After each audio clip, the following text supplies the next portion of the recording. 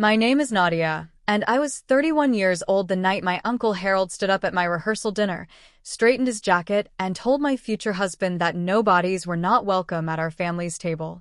Joel didn't raise his voice. He didn't push back his chair or make a scene. He just set his fork down very quietly on the rim of his plate, looked at Harold, and said, "Understood." And that was it. My family took his calm as confirmation. They read his stillness as proof that Harold was right, that Joel was exactly what they decided he was the moment they found out he spent his days working with his hands, running a small contracting outfit out of a rented office on the edge of town.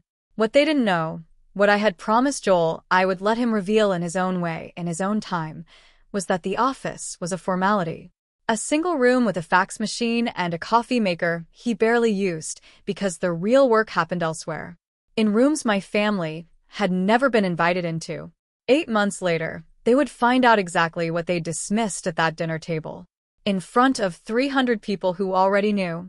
Welcome back to Channel, where quiet people let the record speak for itself. If you're new here, hit subscribe. If you've been here a while, drop a comment and tell me, have you ever watched someone underestimate the wrong person in the wrong room? My family has a particular way of measuring people. It isn't cruel exactly, or at least they wouldn't describe it that way. It's more like a system they've carried for so long that they've stopped noticing it's a system at all. You measure a person by their address, by the school they attended, the firm they work for, the neighborhood they chose to live in, the car in their driveway when you pull up for Sunday dinner. You look at the surface. You check the surface against a set of expectations that go back a generation or two, and if the surface is right, the person is right. It's not malicious. It's just a framework that was handed down and never examined, the way most frameworks are. I grew up inside that framework without questioning it much, because when you grow up inside a thing, the thing tends to feel like the nature of reality, rather than a choice someone made a long time ago. My father, Raymond Voss, had built a regional logistics company over 30 years. Not a flashy business, not one that made anyone famous, but a solid and reliable operation that moved freight through 5 states and employed over 400 people at its peak. By the time I was in elementary school, we had moved from the modest ranch house where my parents had started out to a colonial in a neighborhood where the lawns were maintained by services and the HOA held quarterly meetings about fence heights. My father drove a Lexus. My mother joined a garden club. The signals were clear, and I absorbed them.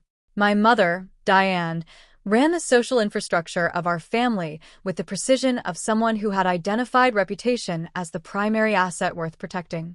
She organized the charity luncheons and remembered everyone's birthday and sent handwritten notes when people had babies or lost parents, and she did all of this with genuine warmth. I want to be clear about that. My mother is not a cold person, but underneath the warmth was a constant calibration, the ongoing maintenance of a position that required upkeep. She was good at it.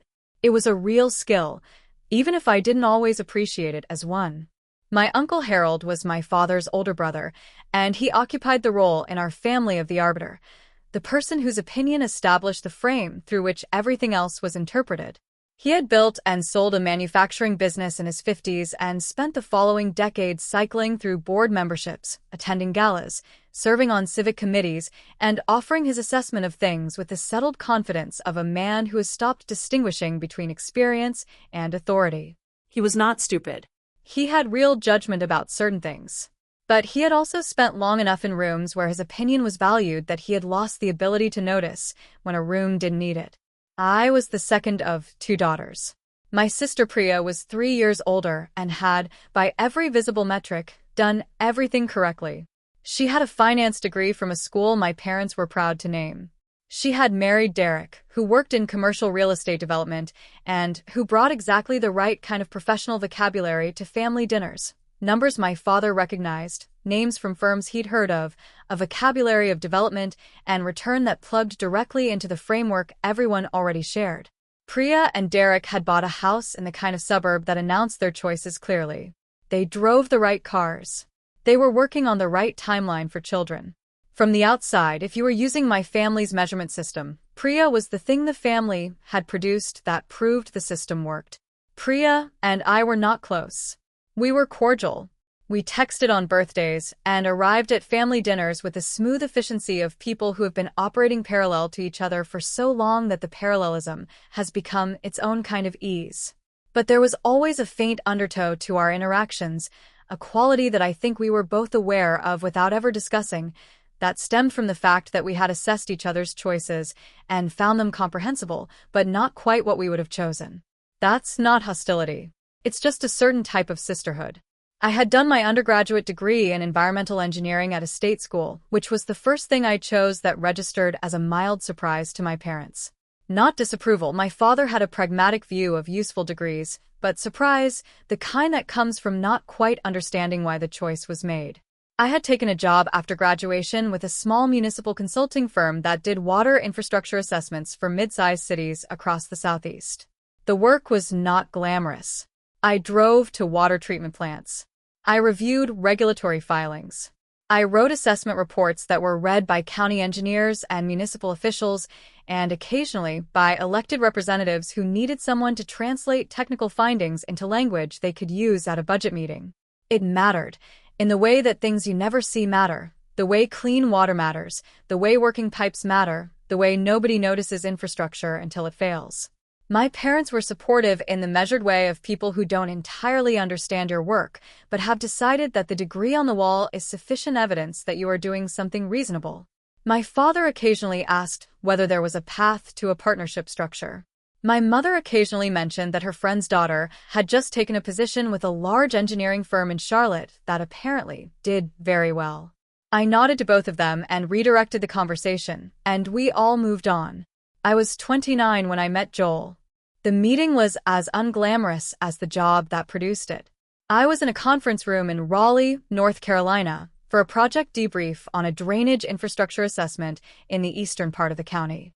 The contracting firm whose crew had done the excavation work was called Mercer Site Works, and their representative in the room was the owner, a man named Joel Mercer, who was 32 years old and had the unhurried physical quality of someone who works outdoors and is comfortable with the physical fact of space.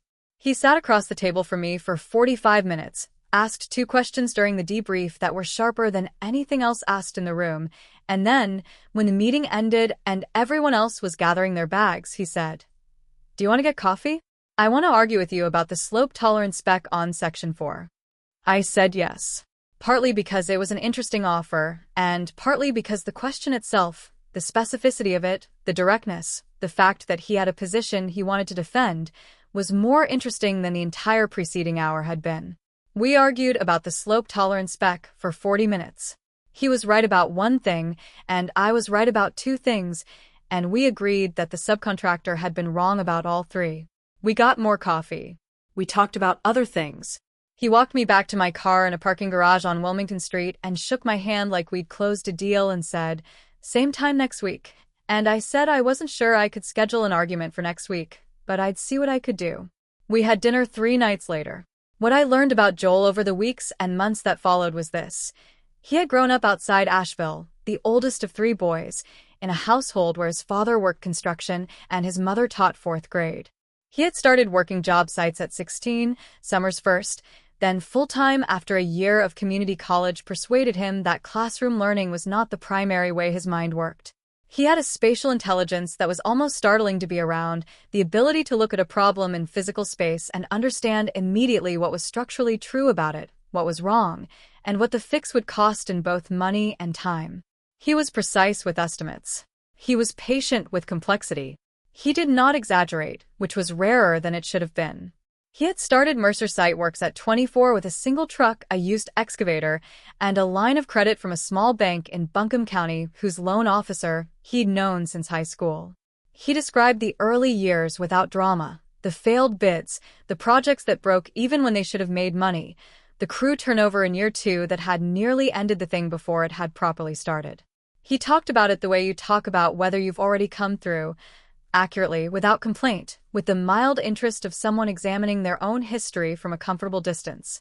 When I asked how large the operation had grown, he said, "Large enough." He said it the way someone says something they have decided is not the point of the conversation. I filed this away and did not press. What I knew on the surface, and what my family would see, was that Joel drove a truck that was several years old and needed a wash, lived in a rented house in a modest neighborhood south of downtown, owned one good suit, and ran what appeared from the outside to be a medium-sized contracting company out of an office that he himself described as functional. He did not own flashy things. He did not speak about money in the way that people who have performed money tend to speak about it, with casual mentions of what things cost, with references to status purchases framed as necessities. He lived below what he had in the same matter-of-fact way that he did everything else. My family met him for the first time at dinner at my parents' house on a Sunday in March, 7 months before the wedding. My father asked careful, measured questions about the contracting business: how long, how many people, what kind of work, and Joel answered them with the same directness he brought to everything, giving technically accurate information that my father assembled into a picture that was smaller than the actual picture, because Joel answered exactly what was asked, and nothing more. My father nodded with the expression of a man who has confirmed a mild expectation and moved the conversation to the wine.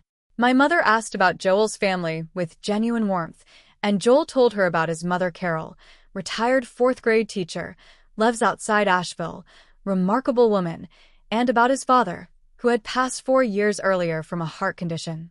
My mother expressed her condolences with the practiced sincerity she brought to difficult moments and redirected towards something easier. Harold was not at that dinner.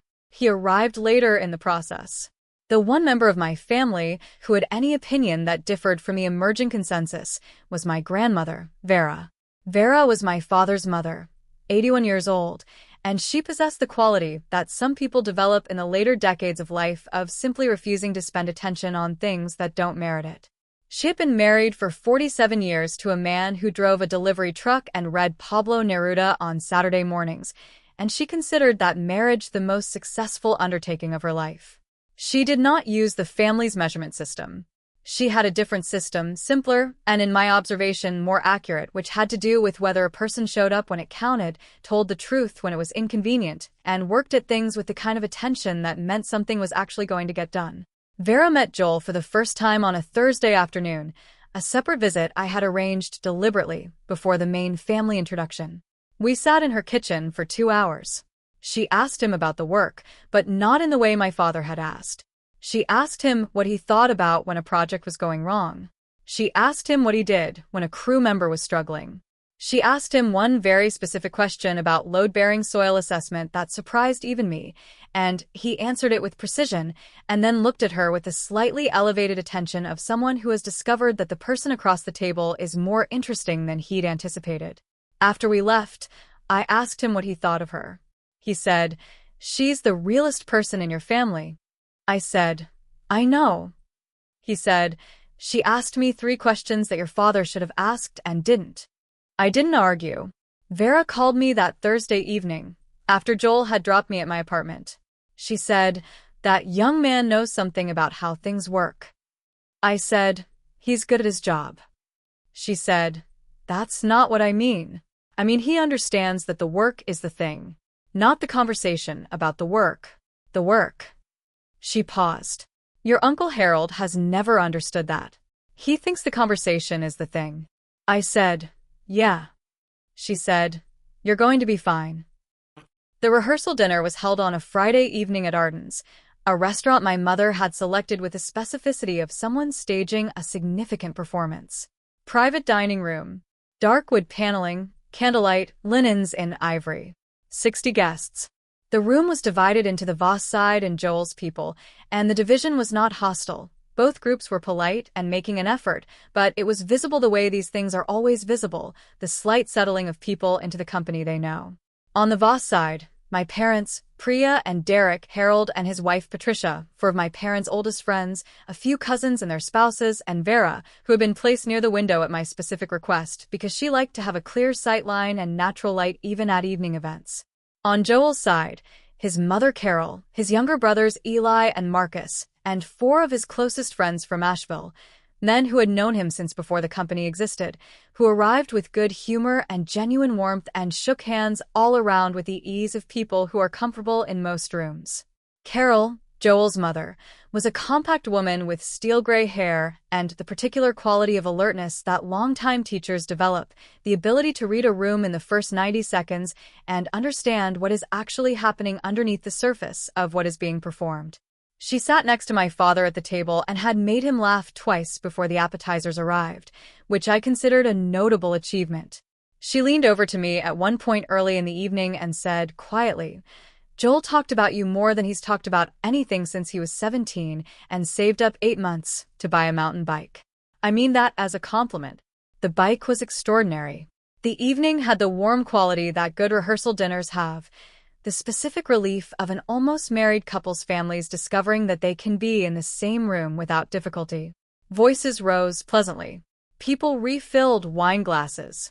Eli and Marcus were good at mingling, moving between the Voss side and their own table with the ease of people who were genuinely curious about the people in the room rather than performing curiosity. I noticed Harold arrive. He was not on time.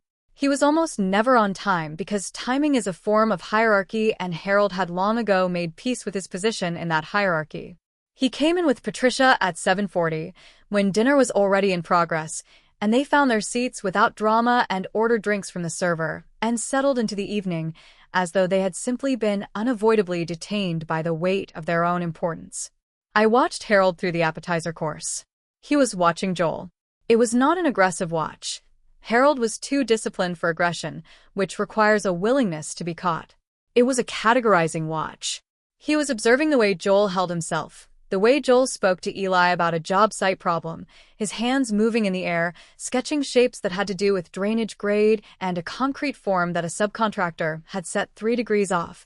And Harold was filing everything he saw into a folder, and I could see from across the room that the folder was labeled with something unflattering.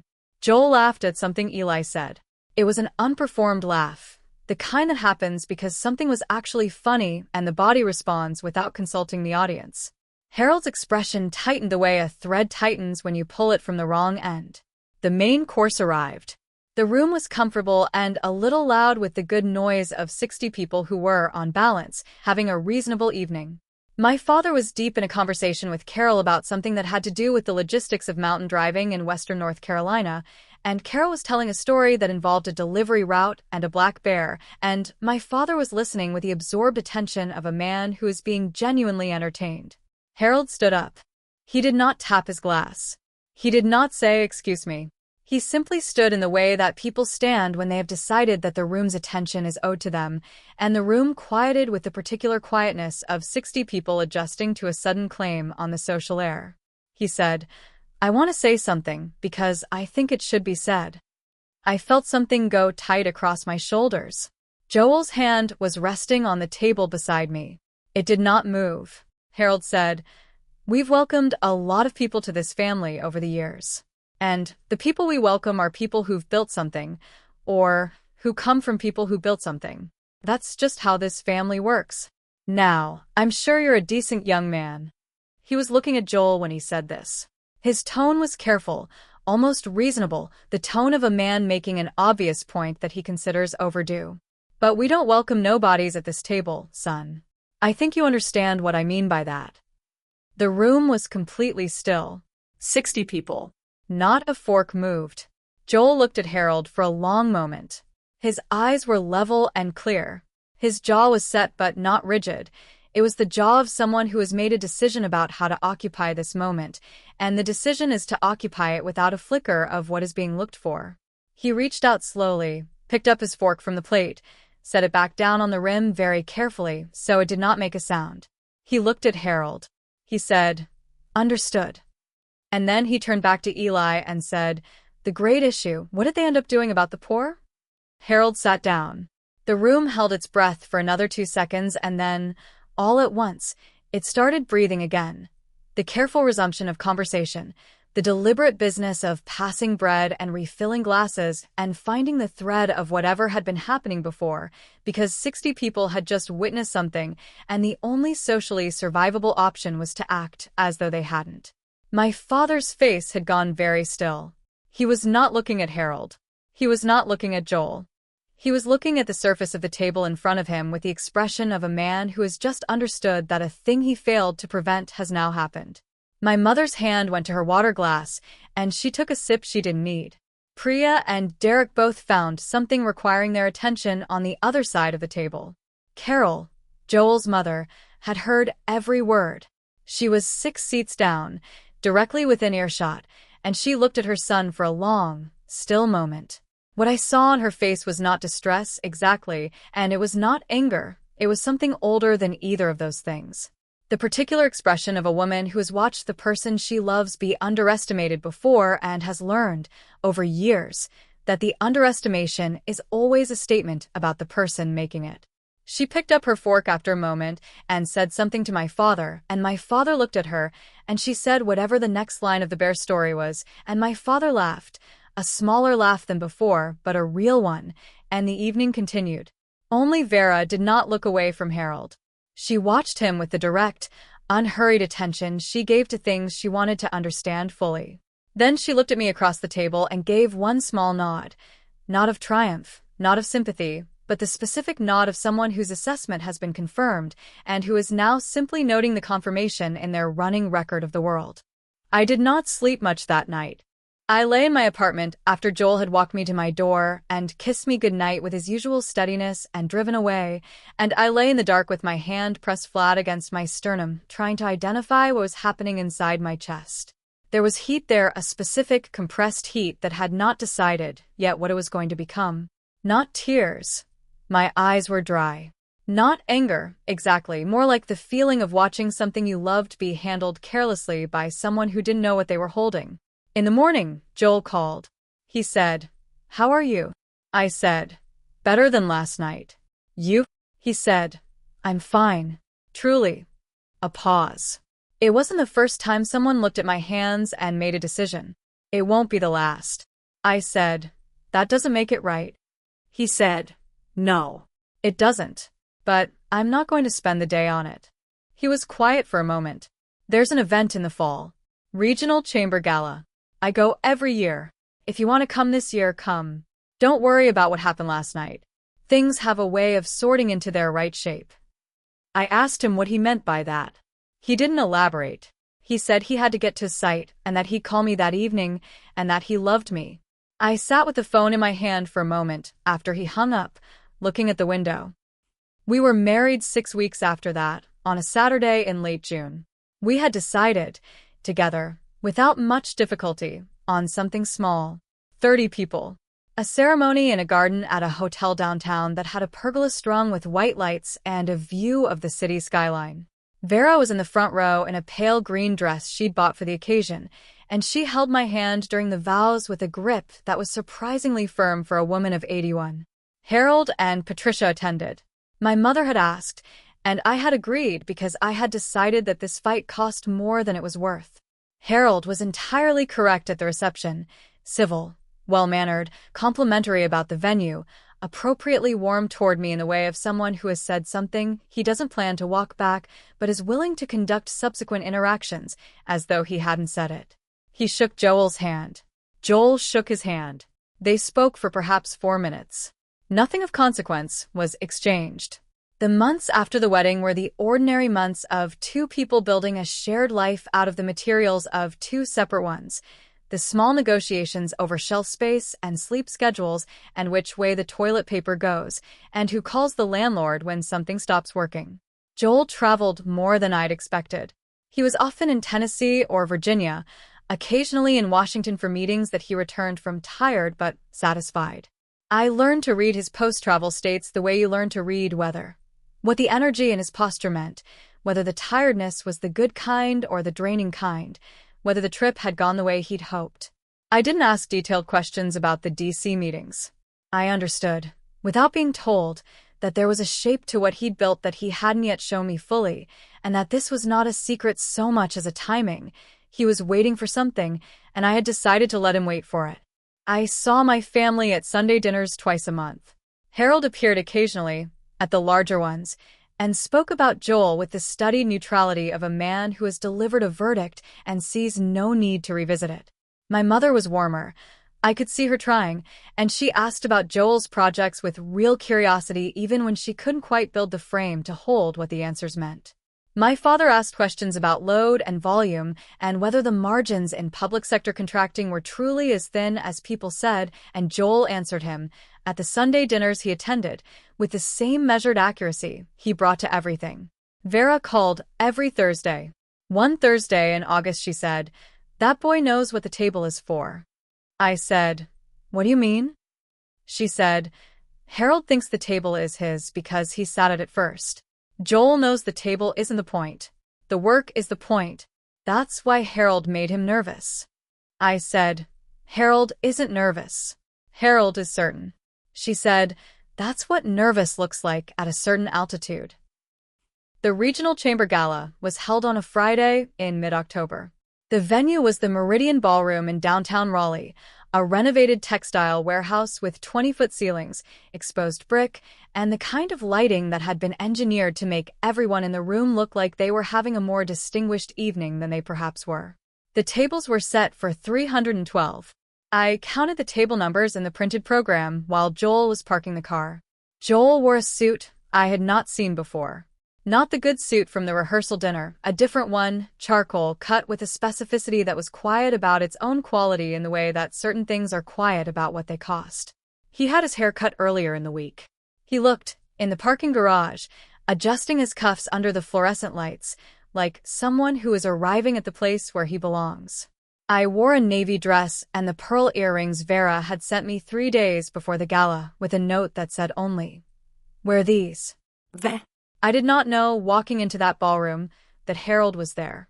I found out when I saw Patricia's wrap draped over the back of a chair at a table toward the rear third of the room, a cream-colored wrap with a distinctive gold clasp that she wore to every formal occasion I had ever seen her attend. I scanned the table and found Harold beside it, in conversation with a man I didn't recognize, his back partially to the room's entrance. Something in my midsection dropped slowly, the way your stomach moves on a long elevator descent. I touched Joel's arm. "Harold's here." Joel glanced toward the back of the room once, a brief, unhurried scan. He said, "I see him." And then he put his hand on the small of my back and said, "Let's get our name cards." Table 4. Not the back third of the room. The front. The reception hour was the careful choreography of 300 people navigating the same space, circuits of tables, introductions, the practiced warmth of people in an industry that runs on professional relationship. I stayed close to Joel and watched him move through it. A county commissioner named Gerald Watts found him within the first 10 minutes and pumped his hand with the uncalibrated enthusiasm of someone who is genuinely pleased. "Joel, I didn't know you'd be here. This is excellent." A woman named Sandra Cho, who ran a regional development authority, appeared shortly after. "Phase 2 assessment. Your team said next week?" And Joel said, "Tuesday at the latest, Sandra. I'll personally make sure of it." 2 men in their late 50s whose names I didn't catch both knew his name before he offered it, and both adjusted their posture in the subtle way people adjust when they are talking to someone they have decided is worth their full attention. I watched all of this. I watched it the way you watch something you've understood in the abstract finally arrive in its physical form. Harold was at the back of the room, working a different circuit. I saw him once, in conversation with 2 other men, glass in hand, the practiced ease of someone who has spent 1,000 evenings exactly like this one in rooms exactly like this. He had not looked toward the front of the room since we'd arrived. Dinner began at 7:30. The program started at 8:15. The chamber president, Marguerite Holt, a woman in her 60s with the economical posture of someone who has chaired too many meetings to waste motion, moved through the program with precision. A Civic Leadership Award. A Regional Development Citation. A presentation by a state infrastructure official. The room listened with the divided attention of 300 people who were also eating and maintaining sidebar conversations, the way audiences listen when they have come for the event but also for each other. Then Marguerite Holt returned to the podium and said, "We come now to the evening's primary recognition." The room quality changed. It wasn't a sound. It was a quality, the thing that happens in a room when the people in it have collectively decided that the next 60 seconds require their full attention. I put down my fork. My hands went cold in my lap. This year's Cornerstone Award goes to an organization that has, over the past 7 years, completed more than 200 public infrastructure projects across 11 counties in the state. The firm has invested more than $340 million in regional development contracts, the vast majority of which are public works and low-margin municipal projects, with a consistency of execution that this chamber considers the standard against which comparable work in this region is measured. I was looking at the podium.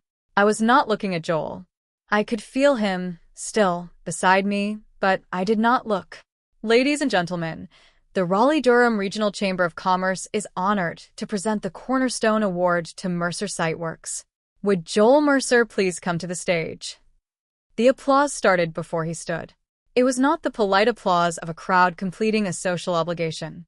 It was the applause of 300 people who knew the name they'd just heard and were responding to the name, not the announcement. I heard someone at the next table say, "It should have been Mercer 2 years ago." Gerald Watts, 2 tables to my left, put 2 fingers in his mouth and produced a whistle that was absolutely inappropriate for a formal event and cared not at all. Joel stood, pushed back his chair, and walked toward the stage with his hands at his sides and his pace unhurried, the same pace he used for everything, the pace of someone who does not need to perform a rival. The governor of North Carolina was already standing at the podium. He had given the evening's keynote address and had remained for the award presentation, and when Joel reached the stage, the governor extended his hand, and they shook, and the governor leaned toward the microphone and said, "This is genuinely long overdue," and the room responded. Joel accepted the award. He stood at the podium for perhaps 90 seconds. He said he wanted to thank his crew, all 263 of them, and when he said 263 people, something moved in the room, the specific movement that happens when a number lands and people begin computing what that number means. He said he wanted to thank his mother, who was not in the room but who had taught him early that the quality of your work is the only thing that doesn't eventually lie. He thanked the chamber. He stepped back. The applause sustained itself for a long time. I looked at Harold only after the applause had mostly settled. I looked because I could not help it, the way you look toward a sound that arrives unexpectedly. Harold was sitting at his table in the back third of the room with his hands resting flat on the white tablecloth and his face, wearing an expression I had not seen on him before. Patricia was looking at Harold. The man Harold had been speaking with at the reception was looking at Harold. Harold himself was looking at the stage. His face had gone the color of old chalk. His jaw was set in a way that was not composure. It was the physical act of maintaining the appearance of composure, while the architecture underneath it was recalibrating. His hands on the tablecloth were still, but still in the way that things go still when they have been told to, not in the way of natural stillness. He did not move. He did not speak. He sat in his chair in the back third of the room, 3 tables behind me, and looked at the stage where the governor was shaking my husband's hand for the second time. I turned back to the front of the room. Joel was smiling, not a performance of a smile, not the wide smile of someone who wants the room to see them enjoying this. A small, quiet, real smile. The smile of someone who is pleased but unsurprised, because the thing that just happened is simply the public version of a thing that has been true for a while. I picked up my water glass. I took a slow sip. I looked straight ahead. The program ended at 9:30. The tables were cleared back. The band moved to a quieter register, and the room converted to the final phase of the evening, the circulation of people who have shared an experience and are now processing it through conversation. Joel was immediately in demand, the kind of demand that comes from people who have waited for a natural opening in which to approach someone they have wanted to speak with. I stayed beside him for the first 20 minutes, and then he bent close to my ear and said, "Go get yourself a drink. I'll find you." I understood this as permission and took it. Sandra Cho found me at the bar. She introduced herself formally. We had been in proximity during the reception but not formally introduced, and said, without preamble, "You're Joel's wife." I said yes. She said, "I've been in regional development for 22 years. I've worked with hundreds of contractors. What Joel's team does on public sector projects, at the margins they operate on, is not standard. It's not even close to standard. I've spent time trying to understand how they make the numbers work, and the honest answer is that I still don't fully know. except that the crew turnover is extraordinarily low, which means they're not losing weeks to onboarding and mistakes, and the quality control is consistent in a way that almost never happens at that price point. She looked at me with the direct expression of someone who has decided to say a true thing directly. "You should know that," I said. "I'm starting to." Gerald Watts materialized at my shoulder, wineglass in hand, and added a great deal of supplementary information about the drainage reconstruction project in his district from 3 years ago, a low-income neighborhood, a project stalled for a decade for financial reasons, taken by Joel at cost, completed ahead of schedule, still holding perfectly at last inspection. Gerald had the warmth and volume of a man who genuinely loves his job and has had 1.5 glasses of wine, and listening to him describe the project was like listening to someone describe a thing they had been waiting years to talk about. Then I looked across the room and saw Harold. He was making his way through the crowd toward Joel. Patricia was not with him. He moved with the careful, recalibrated pace of a man who has had to rethink his trajectory and is committed to not showing that the rethinking happened. I moved closer. Not into the conversation. Alongside it, with a view. Harold reached Joel during a brief gap between introductions. Joel saw him coming. His expression did not adjust. It stayed level, attentive, open. He turned toward Harold and waited. Harold said, "I want to say something to you." Joel said, "All right." Harold said, "What I said at the dinner. I was operating without information I should have had. I want to be clear that I understand that." Joel did not speak. Harold said, $340 million in public works. The governor shook your hand first. He paused. Something moved in his face, not quite an apology and not quite not one. The expression of a man who has gotten something significantly wrong and is standing at the edge of what he is willing to say about it. I misjudged the situation. Joel looked at him steadily. He said, "Yes, you did. Not cruel, not warm, just accurate." Harold held that accuracy for a moment, and then he said, "I'll let you get back to it," and turned and moved through the room back toward Patricia. His pace was controlled. His shoulders were level. He wore his dignity the way you wear something that no longer quite fits, but that you are not yet ready to put down. I watched him go. My throat was tight in a way that had no clear name. Not triumph, not grief, not satisfaction. Something more compressed than any of those, the feeling of a thing that has been out of alignment for a long time arriving, quietly, at its actual position. Joel turned and found me watching.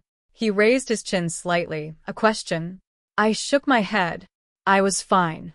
He nodded once and turned back to the next person who'd appeared at his elbow, a man from a county infrastructure authority who wanted to discuss a project in Chatham County, and the conversation moved forward. Marguerite Holt, the chamber president, found me near the end of the evening. She said, "You must be very proud." I said, "I am." She said, "He's been doing this for 7 years. The low-margin public work, the municipal projects, we have offered to write features about Mercer site works in the chamber bulletin at least 4 times. He has declined each time. He says the work speaks for itself, and he prefers to let it." She looked toward where Joel was still in conversation across the room. That's discipline, not modesty. He understands something about timing. She excused herself. I stood with my glass for a moment, alone in a room full of people who had known what I was only now understanding in its full shape. And something behind my ribs, something that had been tight since the night Harold stood at the rehearsal dinner in his dark jacket and said the word nobodies at a table of 60 people, released itself, very quietly, like a thread going slack. The drive home was quiet in the way of comfortable silence. Joel drove. I had the window cracked 2 inches, October in Raleigh, still warm with something cooler threaded underneath. The city lights moved past the glass. I watched them. After a while I said, 263 people. Joel said, "Current roster. It fluctuates by 4 or 5 depending on the project load." I said, 31 active projects. He said, "Currently." I said, "The 340 million. He said, "That's total over 7 years. Contracts completed or in progress. Most of it is public sector, so the margins are what they are, but the volume is consistent." I let all of this settle in the car with us. I looked at my hands in my lap. I said, "Why didn't you tell me more?" He was quiet for a moment. The city thinned out around us as we got further from downtown, the streetlights spacing out, the buildings dropping in height. He said, "Because I wanted you to know me before you knew the numbers. And by the time the numbers might have changed something, you already knew me. So the numbers stopped mattering in that particular way." I looked at his profile in the dark. I said, "Vera knew." He said, "Vera figured it out by the second time she met me. She asked me some very specific questions: soil assessment, load tolerance, municipal contract structure, and then she looked at me and said, 'You're going to be fine, aren't you?' It was not really a question." I laughed. It came out slightly ragged but entirely real. I put my hand over my mouth and laughed until the laugh had finished, and Joel drove without commenting on it because he understood what it was, and then the car was quiet again and warm, and I looked out the window at the dark October road and felt something in my chest that was simple and good. I said, "Harold's face." He said, "Yeah." I said, "When the governor shook your hand first." He said, "I noticed." I said, "What did you feel?" He thought about it for a moment. He said, "Mostly nothing. Maybe the kind of nothing that used to be something. Does that make sense?" I said it did. My mother called 4 days later, on a Tuesday morning. I was in a company truck in the parking lot of a water treatment facility in Durham, reviewing site notes before going inside, when her name appeared on my phone screen. I sat for a moment. Then I answered. She said, "Nadia, I need you to know that your father and we had no idea. Not the scope of what Joel has built. We should have asked. We should have looked more carefully, and we didn't, and I'm calling to tell you that." I said, "Thank you, Mom." She said, "Your he's been reading about the company, the projects. He called one of the county commissioners himself, just to understand. He spent an evening on it." A pause. "He was quiet at dinner afterward, which is how your father processes things he's gotten wrong." I said, "I know." She said, "Harold is not going to call you. You know how he is. But he has asked me to tell you that he made a mistake. He said it very specifically. He doesn't do that." I said, "I know he doesn't." She said, "We would like to have you both to dinner. Soon if you're willing. Your father wants to start again. I think that's the right word for it, start again." I looked through the windshield at the parking lot. A few pigeons working at something near the curb. The sky was gray and even. I said, "I'll talk to Joel. We'll figure out a date." She said, "Of course. Just I want you to know. We're proud of you, of your choice. We should have said it sooner." After I hung up, I sat in the parking lot for 3 minutes and watched the pigeons. Then I went inside and did my job. Priya called 6 days after my mother. Her call was different, less arranged, more uncertain, which was not the way Priya usually sounded. She opened by saying, "I've been trying to figure out what to say to you, and I keep starting and stopping because I can't figure out how to say it without it sounding like I'm making it about me." I said, "Just say it." She said, "I sat at that dinner and didn't say a word. Harold said what he said, and I looked at Derek and Derek looked at his plate, and I didn't say anything." She stopped.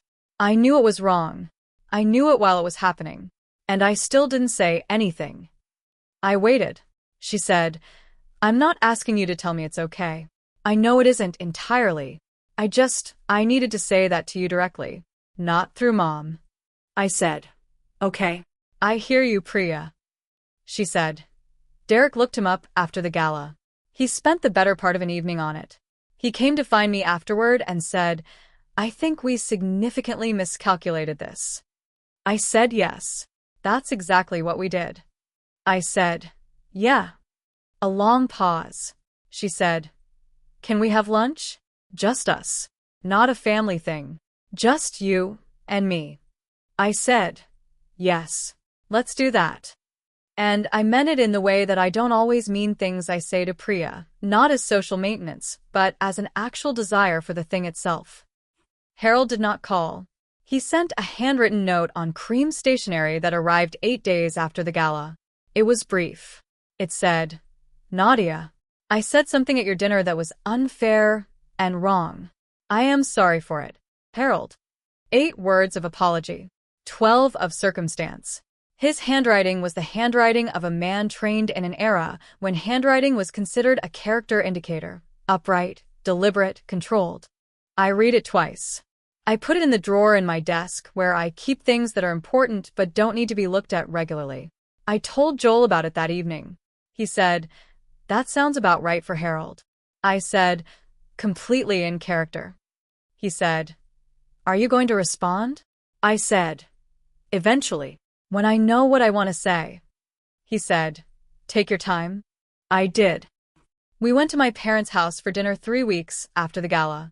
Sunday afternoon, pot roast, a project my father had apparently started at 9 in the morning that he presented at 6 in the evening with the quiet pride of a man who has said something in food that he didn't have the language to say in words. Harold was not there. Priya and Derek were. Priya had called my mother and arranged it separately, which I only found out afterward. Vera was in her usual chair by the window, wearing a pale blue cardigan, and when Joel arrived, she looked at him for a moment and said, "Took long enough." Joel said, "We were on schedule, Vera." She said, which was the sound she made when she disagreed, but had decided the argument wasn't worth the energy. My father shook Joel's hand for longer than was strictly necessary. My mother touched Joel's arm and said, "We're glad you're here." And she meant the thing she said. Over dinner, my father asked Joel about the Chatham County project. He had apparently looked it up, and Joel explained it with the patient clarity he brought to everything. The scope, the timeline, the particular drainage problem the site presented, and how the crew had addressed it. My father listened with the focused attention of someone who is learning something and finding it genuinely interesting. I watched his face during that conversation. The slight, slow adjustment of a man whose internal accounting of a person is being revised. Not performed revision. The real kind, where a line moves from one column to another because the evidence has become undeniable. It was not dramatic. It almost never is the real kind of reckoning. It just happens quietly, and then the person carries their understanding of the world differently going forward, and mostly they don't discuss the fact that they moved the line. Derek cornered me in the kitchen while we were clearing plates before dessert. He said, with the directness of a man who has been waiting for a private moment, "I looked at 3 of the completed Mercer projects in the public record. The documentation, the inspection results, the completion timelines. I've been in real estate development for 9 years, working with contractors constantly. What they do at those margins is genuinely exceptional. I don't know how else to say it." I said, "I appreciate you saying it." He said, "I'd like to call him about a project I have in early stages. If that's something you'd be comfortable with." I said it was. Vera waited until we were saying goodbye at the door, coats in hand, and she caught my wrist as I leaned down to kiss her cheek. She held it for a moment with her firm, 81-year-old grip, and she looked at me with her direct, unhurried eyes, and she said, "The room always knows. Remember that. You can't fool a room." I said, "I know, Vera." She said, "But you have to be willing to let the room see. That's the part most people get wrong." She let go of my wrist. She settled back into her chair by the window. We drove home through October dark with the window cracked 2 inches, and the city moved past, and neither of us said anything for a long while because there wasn't anything left to say that the evening hadn't already said. Harold's note sat in my desk drawer for 11 days before I replied. I wrote back on plain white paper, no stationery, no monogram, just the paper from the printer in my home office. I wrote, "Harold, thank you for your note. I accept your apology. Nadia." 7 words of acceptance. 8 of acknowledgement. I folded it and mailed it in a plain envelope. He has not brought up the subject since. At family events, Christmas, my parents' anniversary in February, Harold and Joel are civil in the way of 2 people who have reached a new understanding of their relative positions without discussing it. Harold does not offer opinions on Joel's work. Joel does not require him to. They shake hands. They speak about the weather and the game and the quality of whatever my mother has made for dessert. It is not warmth. It is not hostility. It is simply the accurate accounting of where things stand, which is all it was ever going to be. My grandmother Vera has a saying she uses for rooms, for moments, like the one at the gala. She says, "The room always knows." She means, I think, that in any gathering of people, the actual accounting of who has done the work and what is worth something tends to be more reliable than the official ledger. That the people who have built real things recognize other people who have built real things, the way practitioners of anything recognize each other across a room. That no amount of positioning or declared authority changes that recognition. The room simply knows. I have thought a great deal, since that October evening, about Harold's position at the rehearsal dinner. About the way he stood and spoke with the authority of a man who has occupied the head of a table for long enough to believe that the authority is the table, rather than something that could be sitting quietly at the far end of it in a truck that needed a wash, with hands that had poured concrete in 11 counties and 263 people on a payroll that Harold had never thought to ask about. Harold's mistake was not arrogance. Or not only arrogance. It was the more specific mistake of confusing the surface for the substance. Of using the measurement system without checking whether the measurement system was calibrated correctly. He looked at Joel's truck. He looked at the rented house, the one good suit, the office he'd never seen but had decided he could imagine. He filed those things under a folder labeled with a conclusion he'd reached before the evidence was in. And Joel had set his fork down and said one word and turned back to Eli and talked about drainage grades. Because Joel did not need the room's verdict to know what he had built. The Cornerstone Award was a recognition. The governor's handshake was a recognition. But neither of them had changed the work, which had been what it was for 7 years in 11 counties with 263 people before anyone in that ballroom stood at a podium and said the name aloud. The work was already the work. The room just finally looked. That's my story. A rehearsal dinner, a ballroom in October, and a handwritten note on cream stationery. 3 moments. 1 thread. The quiet, persistent fact of a thing that was true before anyone named it, doing what it did, being what it was, waiting without impatience for the room to find its own way to looking. Before I go, I want to ask you something. When Harold stood up at that dinner, 60 people heard him. Every one of them had to decide in that moment what they believed. Some of them believed Harold because he spoke with authority and they didn't have the information to counter it. Some of them, like Vera, believed something different, without any data at all, just the particular sight that some people have for the difference between performed confidence and the real thing. I want to know, have you ever been in a room when someone was dismissed, publicly, in front of witnesses, and you knew, instinctively, before any evidence arrived, that the dismissal was wrong? What did you do with that knowing? Did you say something or did you stay quiet? And in either case, do you still think about it? Drop your answer in the comments. I read them. And if this is your first time at Hidden Family Revenge, welcome. Drop a comment, hit subscribe, and I'll see you in the next one.